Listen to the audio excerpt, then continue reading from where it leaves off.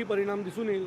लोक जिवंत असतील तर परिणाम दिसून येईल, पण असं वाटत नाही. प्रश्नचिन्ह उपस्थित केलं जात आहे. असलं भरारी पथक वगैरे मी पुन्हा सांगतो, जे भरारी पथकातले अधिकारी काम करतात ना, ते कोण आहेत एकदा चेक करावं. कुठल्या तरी जिल्हाधिकारी कार्यालयात किंवा महापालिकेत काम करणारी ही लोक आहेत, जी 5-5 वर्ष त्या नगरसेवकाच्या दबावाखाली काम करत असतात. त्यांचंच हे भरारी पथक आहे. काय नवीन दिल्लीवरनं कुठलं पथक नाही आलेलं आहे. म्हणजे ठाण्यातले आरोप कोण आहेत तर झोपडपट्टी पुनर्वसन विभागामधल्या उपजिल्हाधिकारी आहेत. आता तुम्ही एवढ्या महत्त्वाच्या खात्यात काम करणारी महिला कशी काय यांच्या विरोधात जाणार आहे? हो, नाही जाऊ शकणार. मागच्या अनेक दिवसांपासून राजकारण्यांच्या तोंडात लोकशाही, संविधान, शी, लोकशाही शी, पायरी शी. असे सतत शब्द वापरले जातात. हे शब्द आता भारतामध्ये नाही राहिले आहेत. लोकशाही, संविधान वगैरे हे सगळं संपलेलं आहे. आता पुढच्या काही दिवसांनी राजेशाही येईल असं चिन्ह दिसायला लागलेलं आहे. ही राजेशाही कुठल्या पक्षाची असेल? आता हे बघा, भारतीय जनता पक्षाने ज्या पद्धतीने ही निवडणूक वळवलेली आहे ना, म्हणजे काल तर कॉम्पिटिशन लागली होती. श्रीकांत शिंदेमध्ये आणि रवींद्र चव्हाणांमध्ये कॉम्पिटिशन लागली होती की कोण जास्त बिनविरोध खेचतोय. आणि त्याच्यानंतर मग पैशाच्या ऑफर चालू झाल्या नगरसेवकांना. म्हणजे मी तुम्हाला सांगतो, मी राजूदादा आम्ही दोघं जण त्याच्या कार्यालयात होतो. एका आमच्या उमेदवाराचा फोन आला आणि तो फोन ऑन होता, स्पीकरवर होता. तर तो उमेदवार तिकडनं सांगत होता की दादा 5 कोटी रुपये देतात, काय करू?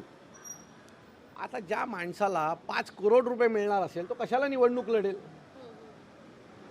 म्हणजे हे मी माझ्या कानाने ऐकलंय. अशाने तुमच्या उमेदवारांचा आत्मविश्वास देखील कमी होतो. प्रचारात हे बघा, आत्मविश्वास आम्ही लोक आहोत त्यांच्या पाठीशी खंबीर उभे, की त्यांचा आत्मविश्वास कमी होणार देणार नाही. सन्माननीय राजसाहेबांच्या भाषणातनं अनेक गोष्टी येतीलच. विषय तो नाही आहे. विषय हा आहे की पोलीस खातं करतं आहे काय, निवडणूक आयोग करतं आहे काय. आणि अशा प्रकारे जर निवडणुका होणार असतील तर तुम्ही निवडणूक घेऊन 100 कोटी रुपये का खर्च वाया घालवत आहे सरकारचे?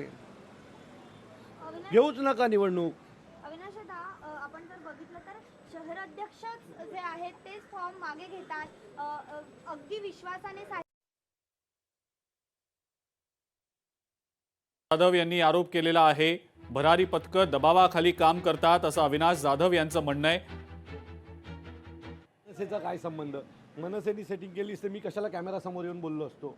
माणसं विकली जातात. हो, आता ज्या माणसांना राजसाहेबांनी तळापासून मोठं केलं, चाळीतनं इथपर्यंत आणलं, आता त्यांना जर माती खावीशी वाटत असेल तर त्याला पक्षाचा काय दोष आहे ना? ही सगळी माणसं सन्माननीय राजसाहेबांनी मोठी केलेली आहेत. आज जे बिनविरोध आले आहेत, मंदा म्हात्रे असतील किंवा इतर मराठ्यांची मिसेस असेल, हे कोण आहेत? हे राजसाहेबांनी उभी केलेली माणसं आहेत. ही राजसाहेबांनी निवडून आणलेली माणसं आहेत.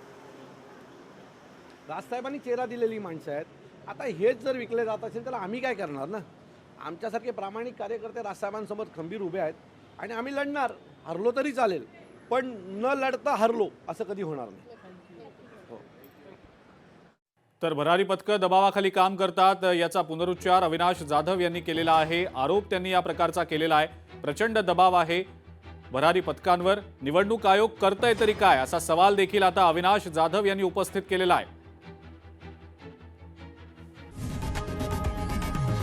लोकशाही मराठी ऐका, पहा, जागरूक रहा.